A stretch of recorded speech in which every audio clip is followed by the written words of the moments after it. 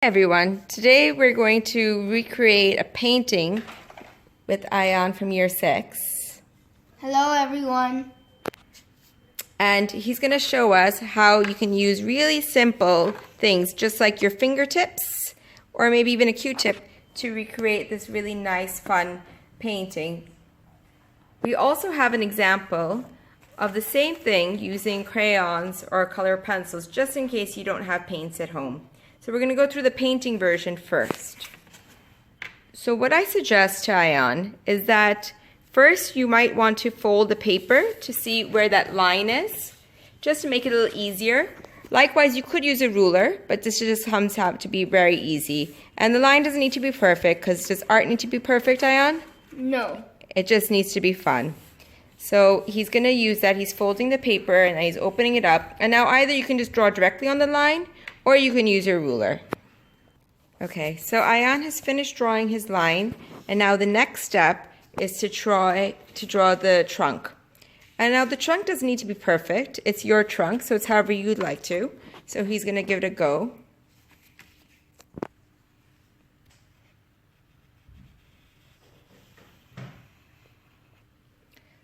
So now Ayan has got his trunk down, and so now all the fun begins. For us to continue onwards, what we're going to do is that we've got a few different tools. We've got a sponge, and this could actually be any type of sponge, anything from your house or, you know, maybe your bathroom. You can see what it is, just a regular sponge. We do have some paint brushes, but we're going to be using the back end of the paintbrushes. So ideally, it could even be a pencil. It doesn't need to really be a paintbrush. We have Q-tips, and best of all, we've got our fingers. So this is time to have some fun, everybody. So now we're up to the stage where we're going to create the light wash. In my example, it's a gray wash. It's kind of up to you what color you want, but we chose gray because it makes the colors of the tree and the leaves stand out. So we're going to have, we have white and black paint out. And to create the wash, the gray, Ayan, are we going to use the black into the white or the white paint mixed into the black? The black into the white. Why? Because as the black is stronger than the white, if you add the white to the black, you'll have to use a lot more of the white to actually get that light shade of gray. As if you use the black into the white, it'll just make a light gray and you won't end up wasting so much paint. That sounds perfect. Okay, so Ayan's going to dip his water, his sponge into the water.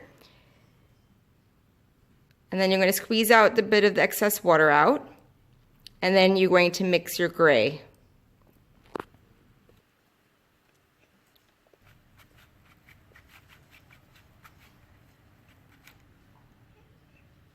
And similar to watercolors, you can use a bit of water in your acrylic paints or poster paints, whatever you have, because what we're trying to do is just create a very light wash on the paper.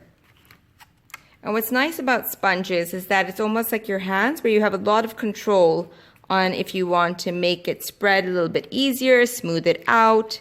So it's time to have fun. And remember, guys, if you are doing this at home, then you may want to make sure that wherever you're painting, it doesn't matter if you get it on the background. You might have to put some paper down, or as long as your parents know that you are painting, then it might get a little bit messy. So if it ends up being a little too dark, gray, you can add a little bit of water, or you can always go back and add a bit more white paint. Is that it is good if you can try to move in the same motion. So either you're doing side to side or up and down. Or if you want to make marking and you're going round and round, that's quite okay also. If it does end up being too dark or anything it is, like I said, nothing needs to be perfect. Everything can be fixed. So you can always add a little more white paint or a little bit of some other color if you want to fix it. Alright, so Ayan is almost done shading his paper. And to be really honest, it's kind of up to you, the color of the background and how you want it shaded, but it does look nice if there's a bit of a difference between the ground. So you might want to create a line, a darker line right here. So that's going to be our next step. So either we're going to use, again, Either we can use our Q-tip, we can use our fingertip, we can use the back end of the brush, or if you really are not comfortable with all that, you can always use the paintbrush just to make that line a little darker, just like my example.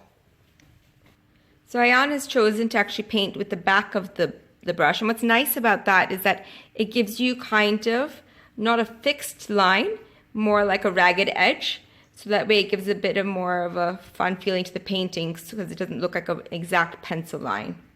And you can keep going back and forth into it, and it just looks like a little bit like scratches on the paper. Okay, once we have our black line, what we're going to do, just to make a little bit of a shading, we've taken the Q-tip with a bit of white paint, and we're just going back and forth just to make it look like a smudge. Again, you can use a Q-tip, you can use your fingertip, you can use cotton wool, anything. This is a time to really experiment on how to make marks. So now Ayan is building his shadow for his tree. And don't worry if the tree kind of got painted over, because we're always going to recreate it anyways with the paint, so it's okay. Okay, so now the next step is to create our tree branch. And again, we're using a Q-tip, but you can use a paintbrush if that's what you're more comfortable with. And you're just going to fill in the whole thing in a dark gray. So now we have our trunk filled in, but as you can see by my example, we've got a bit of shading.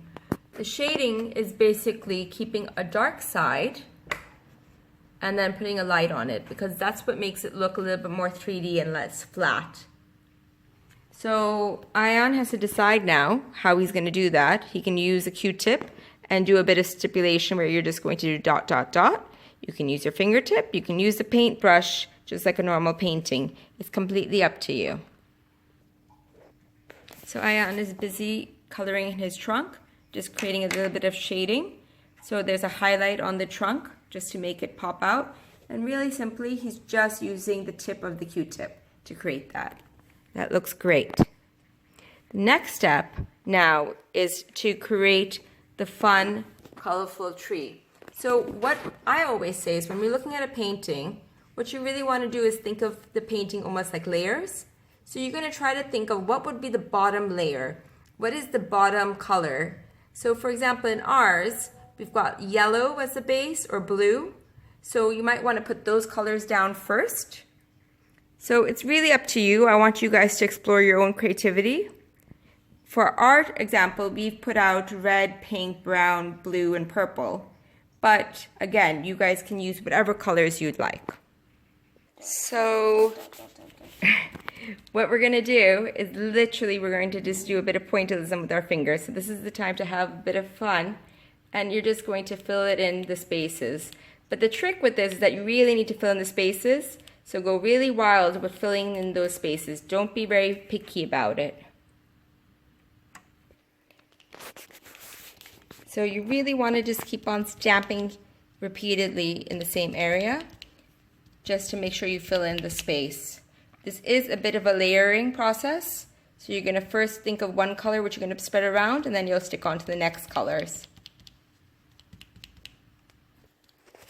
So you want to make sure that your fingers go over those branches, because the idea is to fill up the space.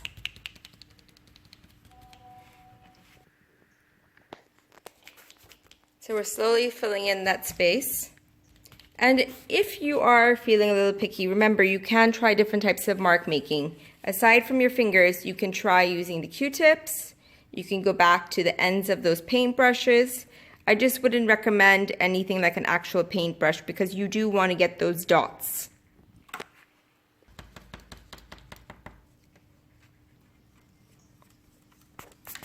So you might want to group all the colors into one space, but this is already shaping out to be a really great space. Are you having fun, Ayan? Yes. So he's tried a little bit of everything. He's tried his pinky, he's tried a Q-tip, and now he's trying the back of the brush. So it gives little different shapes and sizes. You can see how it's panning out. And the main thing that you want to make sure is that you're literally just pressing down. You're not blending. So that way we can see all the really nice bright colors as they come through. On the bottom, you just need a little bit of colors. It's almost as if it's a reflection or as if like the leaves have actually fallen onto the ground. So now Ayan has beautifully filled in that tree. And the last exact step that we're going to do is we're going to take back that pencil or the back of that paintbrush, and we're just going to create some very straight line strokes just so we can see. Ayan's done with his tree, looking fabulous. I think it actually looks better than my sample. And we both look forward to seeing what you guys create in your trees. Have fun, and we'll see you guys next time.